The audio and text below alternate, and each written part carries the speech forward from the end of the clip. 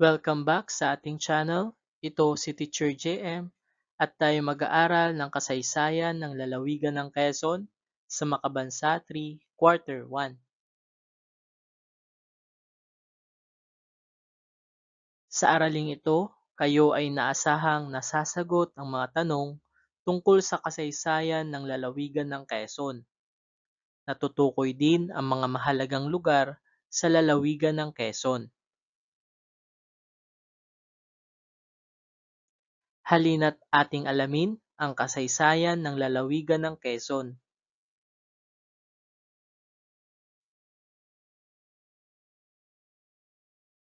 Narito ang kasaysayan ng lalawigan ng Quezon. Noong pre-colonial na panahon, ang lugar na ngayon ay lalawigan ng Quezon ay tahanan ng mga sinaunang pamayanan ng mga Tagalog at mga tribong Mangyan. Ang mga sinaunang residente ay may sariling kultura, tradisyon at pamahalaan. Panahon ng mga Espanyol, noong ika-16 na siglo, ang lugar ay nasakop ng mga Espanyol at naging bahagi ng probinsya di Tayabas. Ang mga Espanyol ay nagdala ng Kristyanismo at nagtatag ng mga misyon at simbahan sa lugar.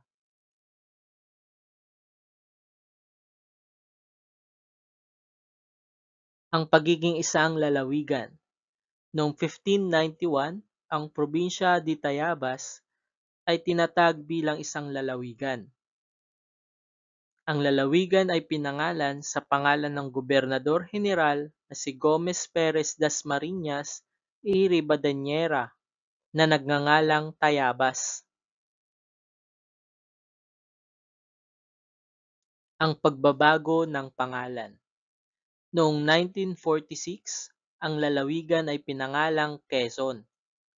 Bilang pagkilala kay Manuel L. Quezon, ang Pangulo ng Pilipinas na nagbigay malaking kontribusyon sa pag-unlad ng lalawigan. Ang lalawigan ng Quezon sa kasalukuyang panahon ay isa sa mga lalawigan ng Calabarzon. Ang lalawigan ay mayaman sa likas na yaman tulad ng bundok, ilog at dagat. Ang Quezon ay kilala sa mga produktong agrikultural tulad ng nyog, pinya at mga prutas.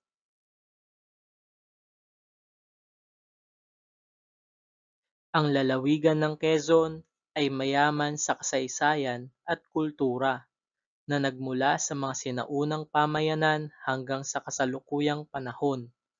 Ang lalawigan ay patuloy na lumalago at umuunlad, na nagbibigay ng oportunidad sa mga residente nito. Atin munang sagutin ang ilang katanungan. Una, ano ang unang pangalan ng Quezon noon?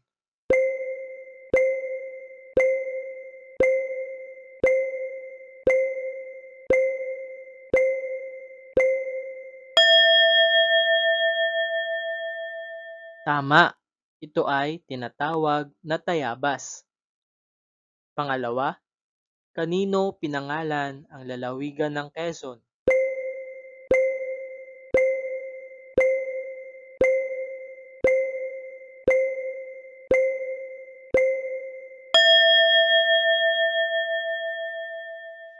Mahusay, ito ay pinangalan kay Manuel L. Quezon.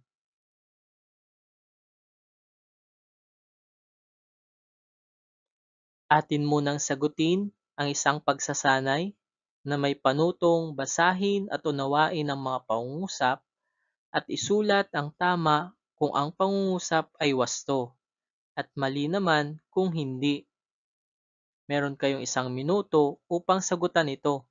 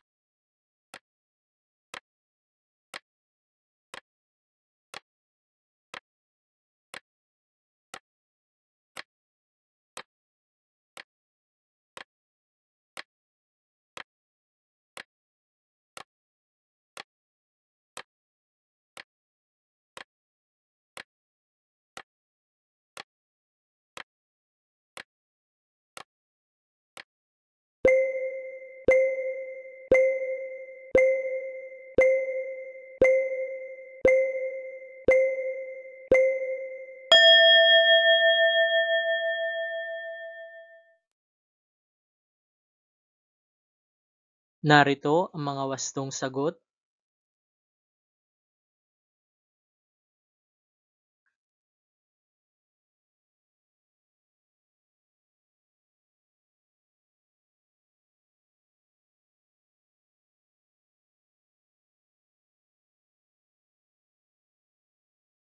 At dito nagtatapos ang ating pag-aaral sa kasaysayan ng lalawigan ng Quezon sa Makabansa 3, Quarter 1.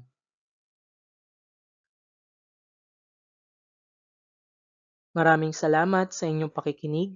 Sana ay marami kayong natutunan sa araling ito. Muli, ako si Teacher JM at huwag kakalimutan mag-subscribe sa ating YouTube channel, like, comment and share, and click the notification bell for more videos.